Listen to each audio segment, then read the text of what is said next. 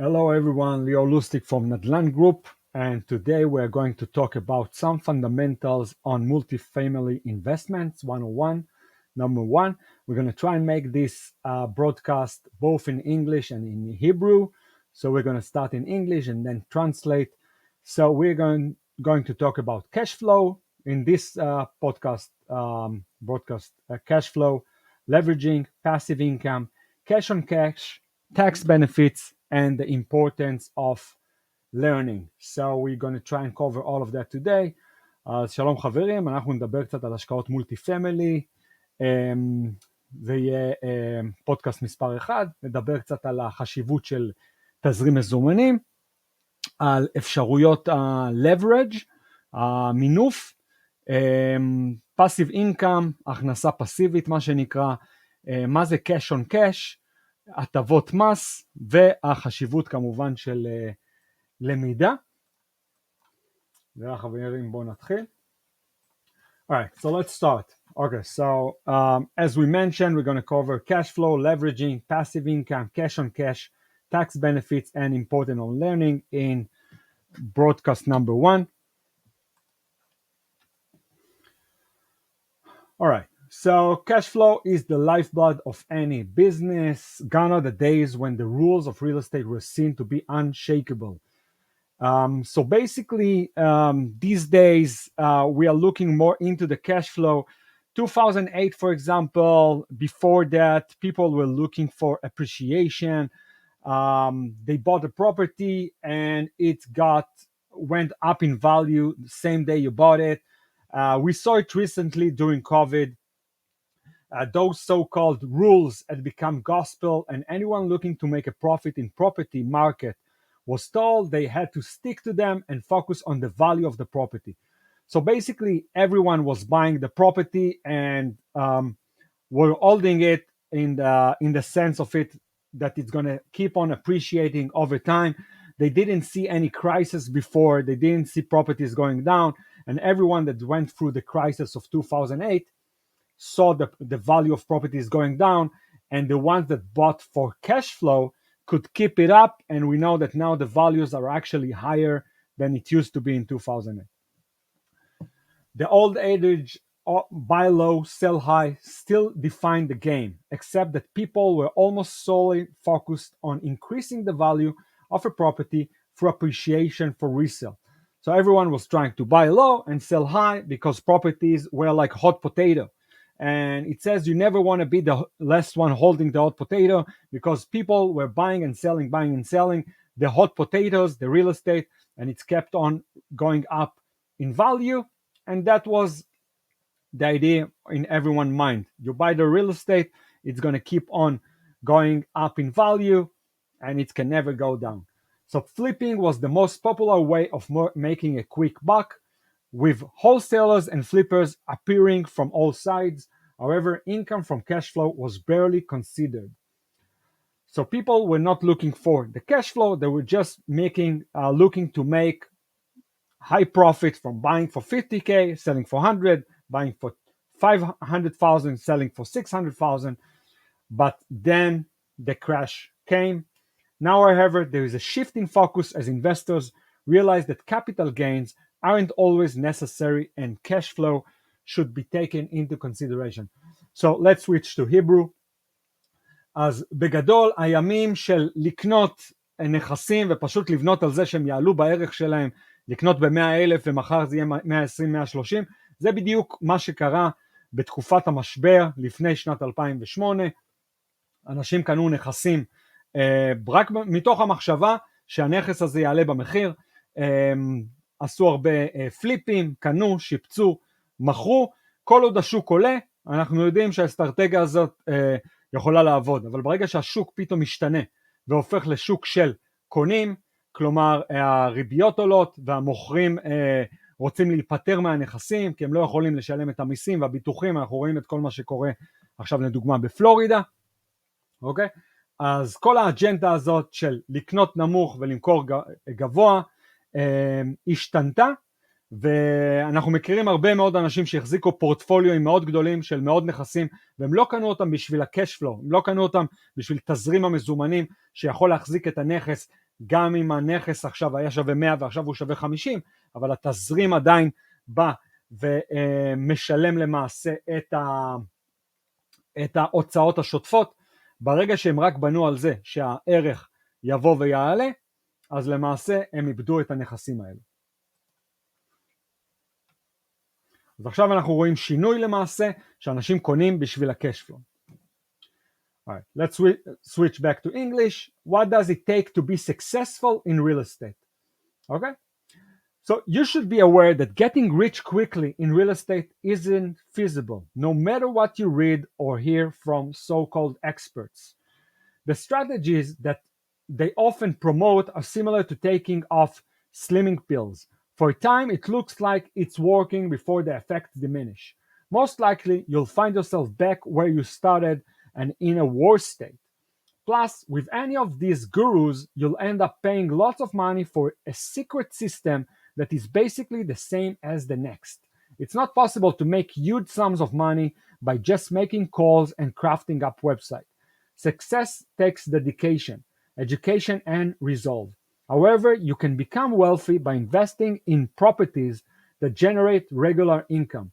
Duplexes, triplexes, and small to mid-sized apartment buildings offer fantastic prospects if you take the time to learn how to identify worthwhile deals, negotiate prices, fund them, and then manage them to produce sustainable income.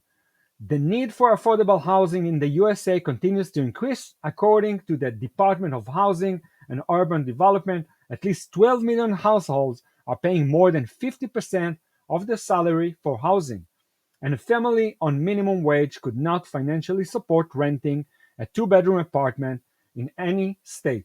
This issue won't be solved anytime soon, so there is vast potential to be successful in this area with a concentrated effort. So basically, the need of housing is huge. We saw numbers of anywhere between 4 million to 7 million housing apartments that are missing from the market. And especially in a time of crisis, people are shifting from renting houses for $2,000, $3,000 per house into smaller units, into apartments, either going back to their parents or switching into apartment that cost $800, $1,000, $1,200 a month, especially during recession. Okay, so basically there's a lot of companies and gurus out there that are selling all kind of tricks. By the end of the day, cash flow is the king. If you buy properties that produce enough cash flow to hold all of the expenses of the property, you should be fine also in a downturn. Okay, so let's switch to Hebrew. יש הרבה תוכניות בשוק שלמעשה מוכרים כל מיני נוסחאות סודיות. בסופו של דבר המטרה שלנו לבוא ולהשיג את אותם נכסים שמייצרים לנו תזרים מזומנים. לרוב הנכסים האלו, בשביל להגדיל את תזרים המזומנים, אנחנו נקנה אותם מתחת למחיר השוק, בשביל שנוכל להעלות את התשואה באותם עסקאות, ובשביל שיהיה לנו איזושהי כרית ביטחון, שאם למשל השווי שוק של הנכס הוא 120, קנינו אותו ב-70, גם התשואה שלנו תגדל, כי הסחירות היא אותו דבר, אוקיי? וגם במידה והנכס יורד בערכו, יש לנו איזושהי כרית ביטחון שמגינה עלינו למעשה. אנחנו רואים מחסור בדיור בארצות הברית בין 4 ל-7 מיליון דירות, והרבה מאוד מהבעלי הבתים, 12 מיליון בעלי בתים, משלמים למעשה 50% מההכנסה שלהם. תחשבו שאם הם מכניסים $3,000 לחודש, חצי מזה הולך על דיור, $1,500, זה לא בריא, אנחנו רוצים להיות באזור השליש, זאת אומרת שההכנסה תהיה יותר גבוהה עם הסחירות, הסחירויות גם כן עלו, כמו שאנחנו רואים, אם הסחירות עלתה ל-1,500 והייתה לפני זה 1,000, היינו בשליש, ועכשיו אנחנו בחצי, זה לא מצב שהוא בריא, ויש מחסור מאוד גדול בדירות נוספות. All right, let's switch back to English. Grasping real estate concept. Income producing real estate is the only investment that allows you to buy something and have someone else pay for it. With a good real estate investment, your tenants will pay off your debt, cover all of your expenses, such as maintenance costs, property taxes, and property insurance, and offer you great tax benefits. Most importantly, you will receive steady monthly cash flow for life. So there's a lot of benefits for real estate. First of all, it's real. It's not like stocks that can go to zero.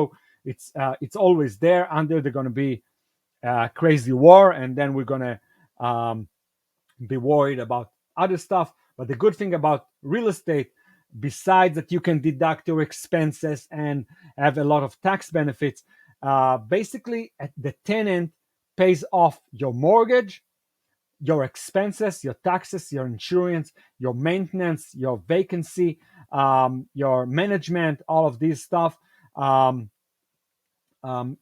That covers, you need to calculate to also cover vacancy and property taxes and insurance and all of those. So let's switch to Hebrew. בגדול, בהשקעות נדל"ן, היתרון מאוד גדול, מעבר לזה שיש גם הטבות מס, בארצות הברית אפשר להתקזז על ההוצאות, כמו המיסים, כמו הוצאות של תיקונים, טיסות, כל הדברים האלה, אתם יכולים לבוא ולהתקזז בנכס נדל"ני. למעשה הדייר שלכם משלם לכם את המשכנתה, לרוב אנחנו יודעים שיש את חוק ה-50%, אם למשל הנכס מושכר ב$2,000, לרוב $1,000 מתוך זה יחסו לנו את המשכנתה, את המיסים, את הביטוחים, את הניהול, תיקונים, ואז יש לנו $1,000 נוספים של תזרים נקי, ואני לא מכיר עוד השקעות שלמעשה מישהו אחר בא ומשלם לך את כל ההוצאות, ולמעשה אחרי זה אתה גם עוד מייצר לך תזרים, וצריך לזכור שגם ברגע שהדייר משלם לכם למעשה את המשכנתה, יש בתוך המשכנתה את מרכיב הפרינסיפל, את מרכיב הקרן, שהוא למעשה, אנחנו שוכחים אותו, אבל הוא למעשה משלם לכם על הנכס עצמו, ואחרי למשל 30 שנה, הנכס הזה הוא שלכם, free and clear, להוריש אותו לילדים, או לפנסיה, כמובן. Alright, let's go on to the next slide. True riches are generated through passive income. In these volatile times, we must remember that real estate goes through cycles and that we are part of a global market. So international and political events, as well as new lending policies and demographic changes can all affect our local real estate market. As such, we cannot rely solely on our economy to ensure that property values will increase. Therefore, the key to wealth in the real estate game is a steady, dependable stream of monthly income. Pay attention to net cash flow and you won't lose. This is the most important lesson you can take away. All right. So again, the most important thing is the cash flow.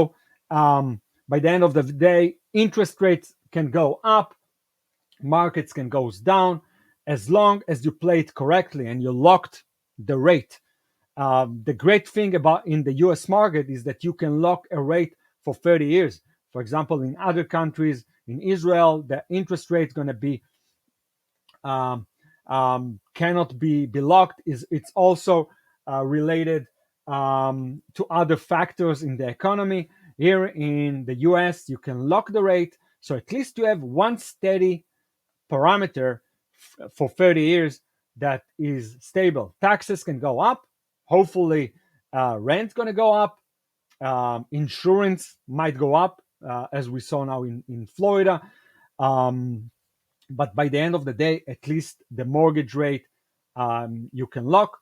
And as long as you calculated the property purchase correctly, with cash flow, we're going to go over different kind of investments with value add that you can increase the cash flow over time. We're going to also learn when you basically value the property based on the cash flow.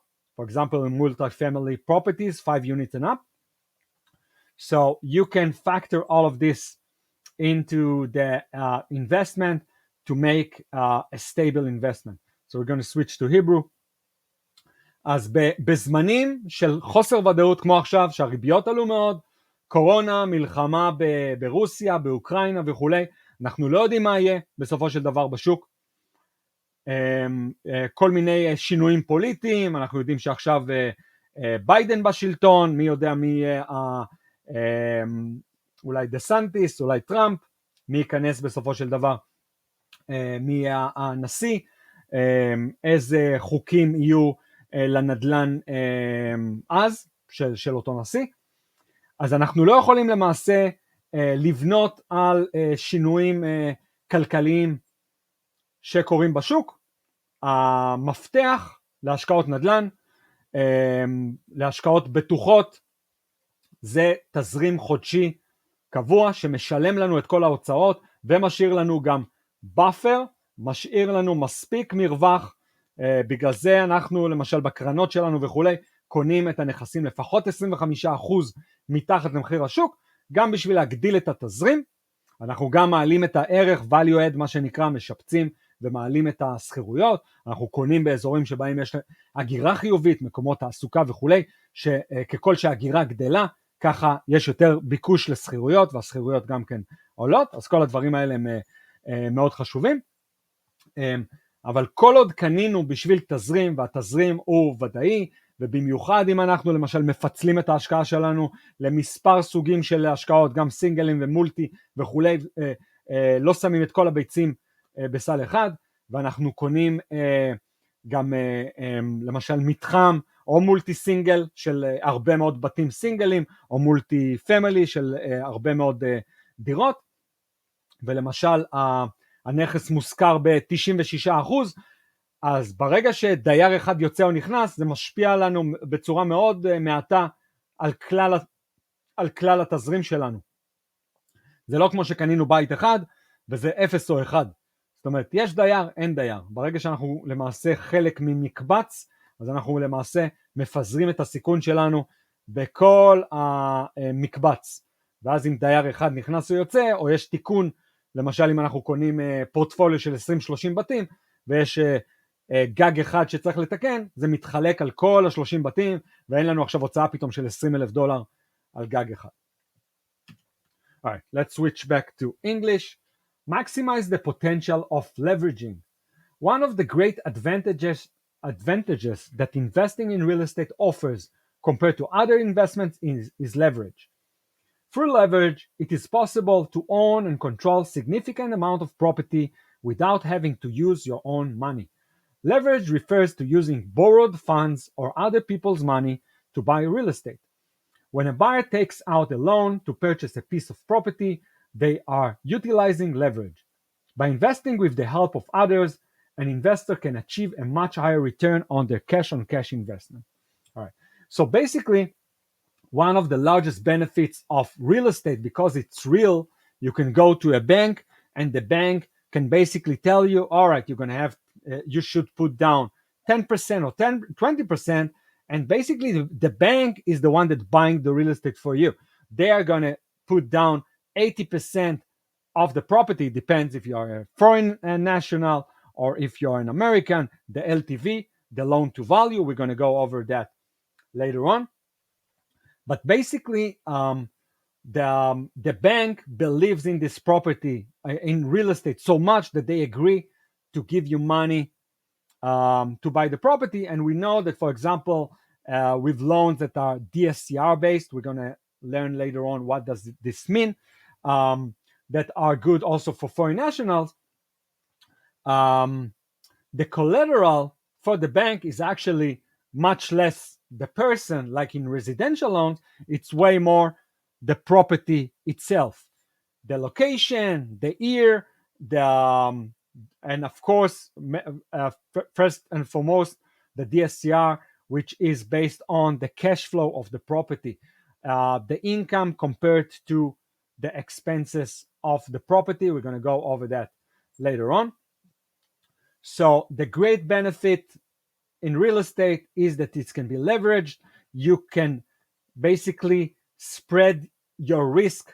Let's say you have $100,000. You can spread it into 5 properties and each one put $20,000 and spread your risk between 5 of them. So let's say one of them doesn't appreciate as much or is not rented. You still have 4 others that are being rented and supported, compared, let's say, to the stock market that You cannot basically even go to Chase Bank and tell them, listen, I have $100,000 here. I want you to leverage it and get me $500,000 of your own stock. I want to buy Chase stock. You cannot even get that from your own bank. Okay, so that's the benefit of investing in real estate. Okay, so let's switch to Hebrew. אז אחד מהיתרונות הגדולים ביותר בהשקעות נדל"ן זה למעשה יכולת המינוף שלכם. אתם יכולים למעשה, למשל תושבים אמריקאים יכולים לשים במשכנתה ממשלתית FHA 3.5% ולקנות את הנכס הראשון שלהם, 5% בקונבנציונל לון, 20% בנכס להשקעה, ותושבי חוץ, למשל תושבים ישראלים, ישימו 40% ויוכלו למעשה לקנות את הנכס, כשהבטוחה למעשה היא הנכס עצמו. אתם לא יכולים למשל לקנות מניות של אפילו בנק הפועלים, תיכנסו לבנק הפועלים ותגידו, יש לי פה 40%, 40,000 שקל, אני רוצה שתביא לי מניות ב100,000 שקל.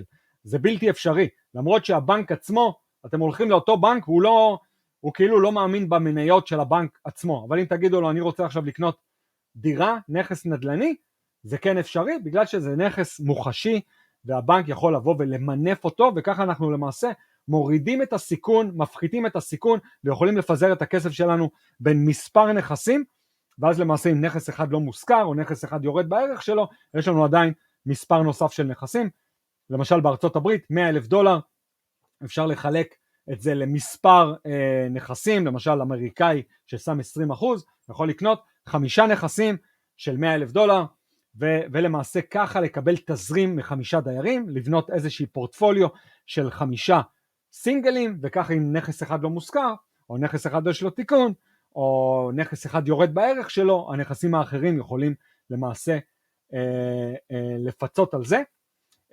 יתרון נוסף במינוף בארצות הברית, למעשה המשכנתה נחשבת כהוצאה, ואפשר לבוא ולרשום אותה כהוצאה במס.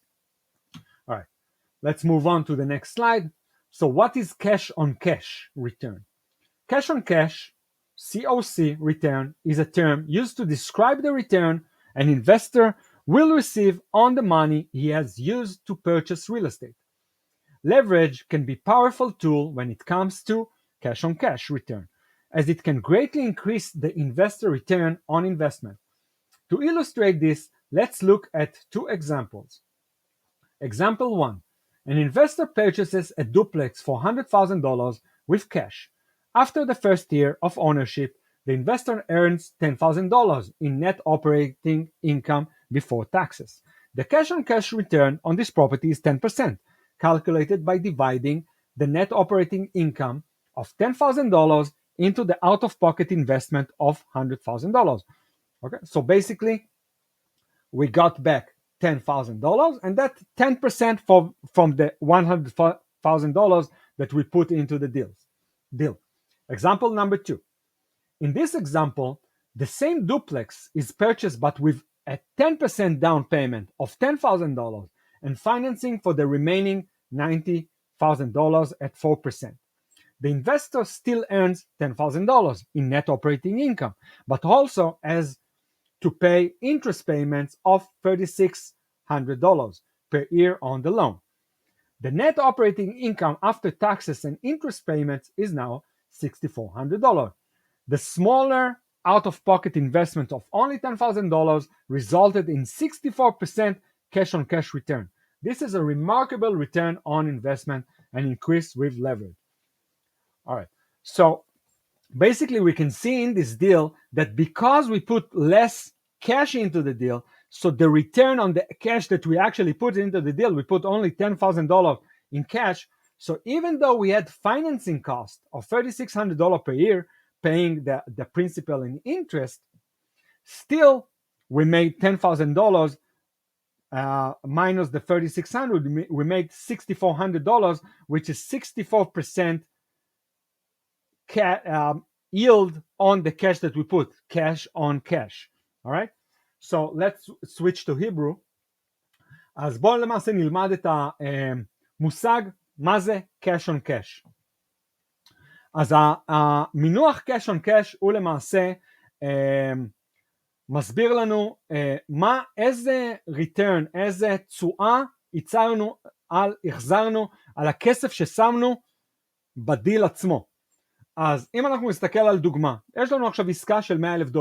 אם השתמשנו במזומן ולא לקחנו מינוף, ופה באמת נכנס כל הנושא של היתרון של מינוף, אם לא השתמשנו במינוף ושמנו את כל $100,000 שלנו וקנינו במזומן, ובסוף השנה הרווחנו $10,000, אז מצד אחד לא ירדו לנו הוצאות מימון של קרן וריבית, אוקיי?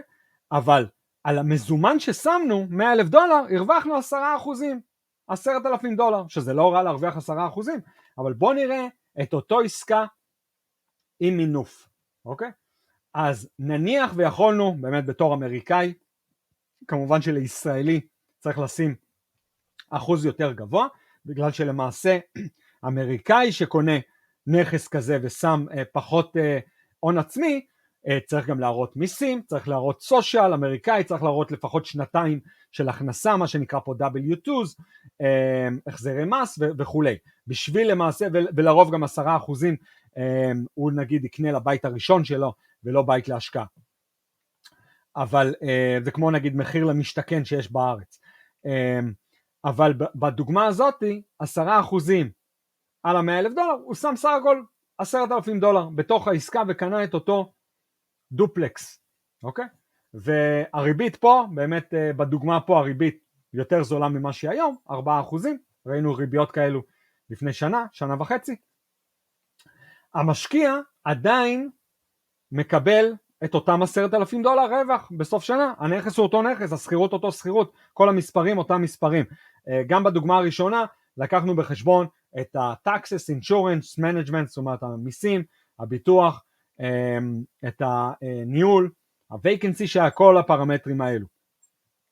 אז הרווח השנתי בסופו של דבר הוא אותו דבר, $10,000, אוקיי?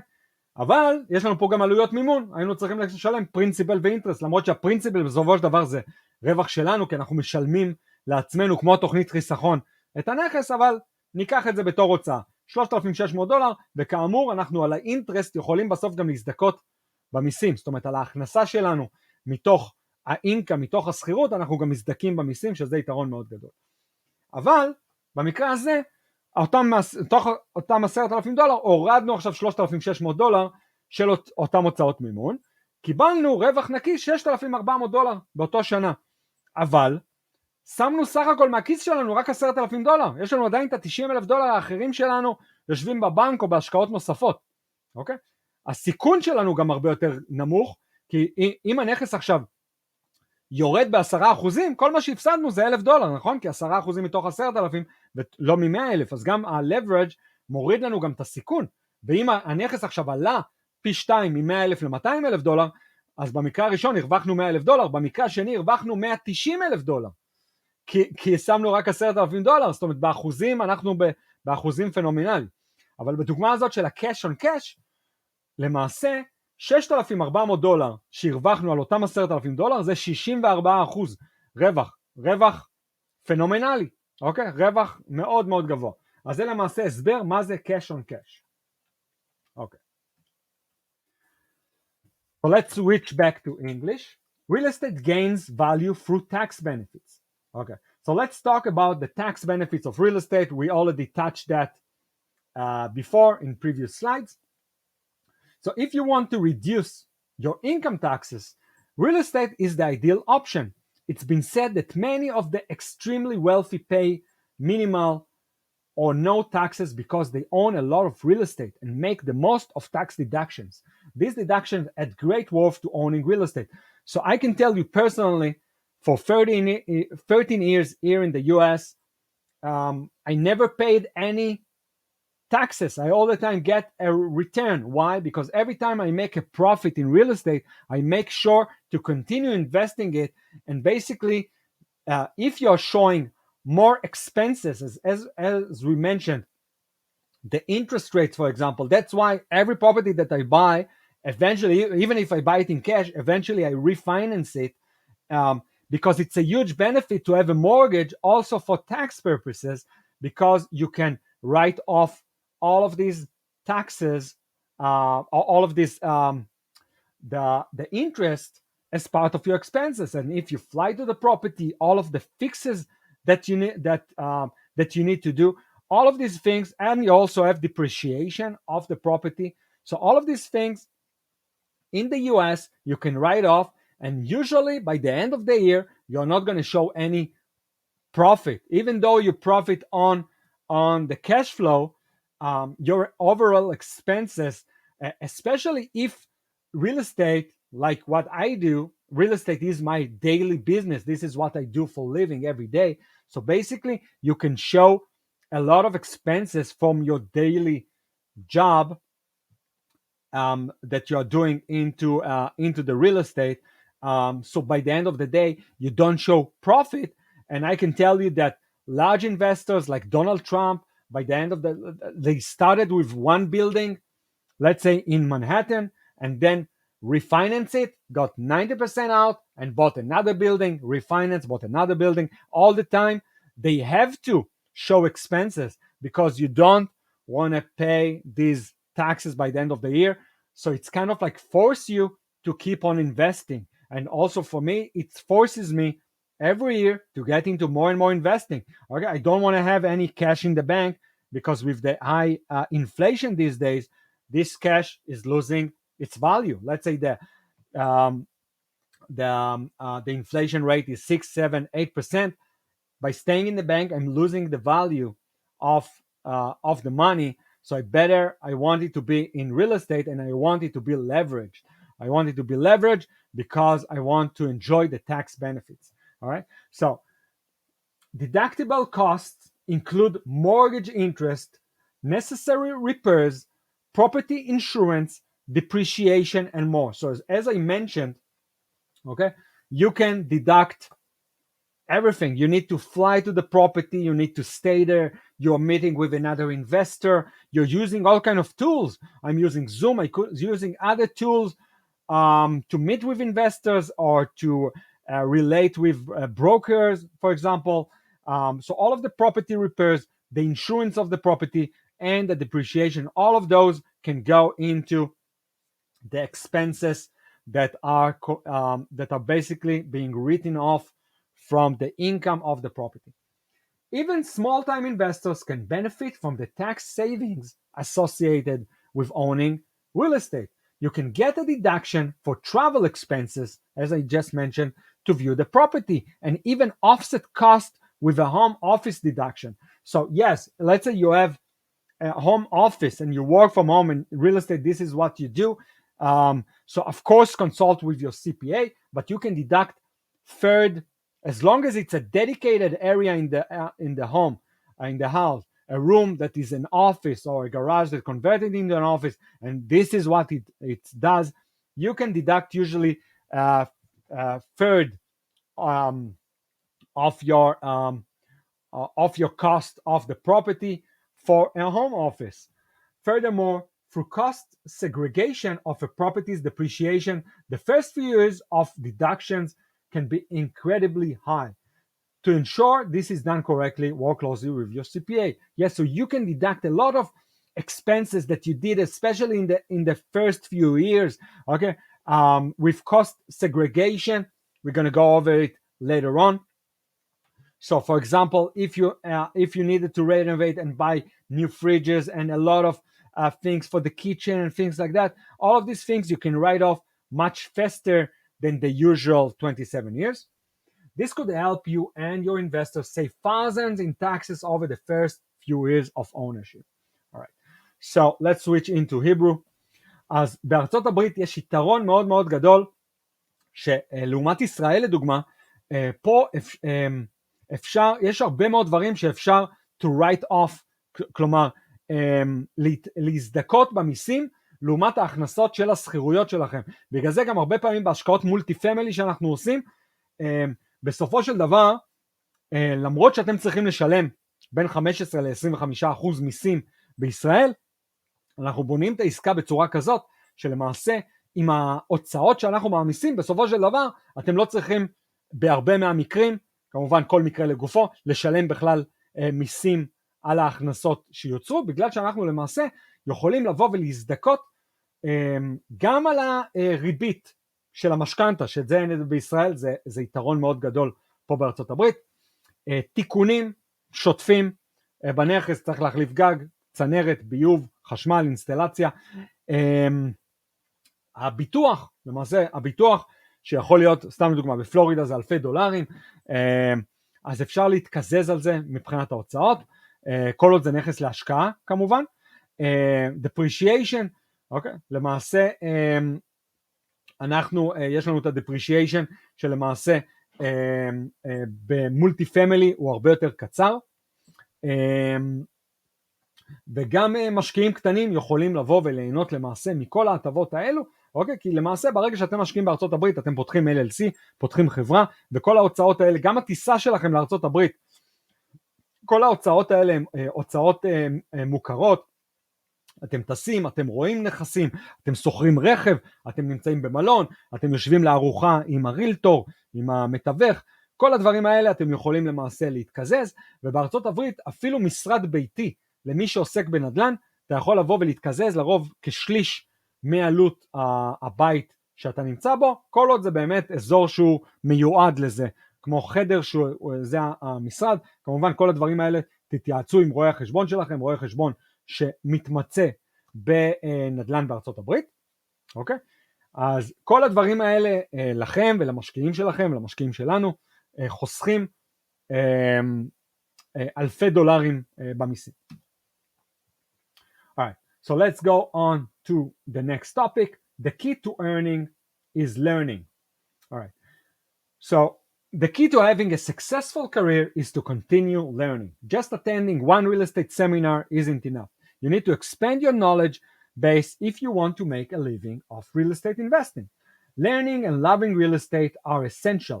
You should associate pleasure with the process of gaining this invaluable knowledge.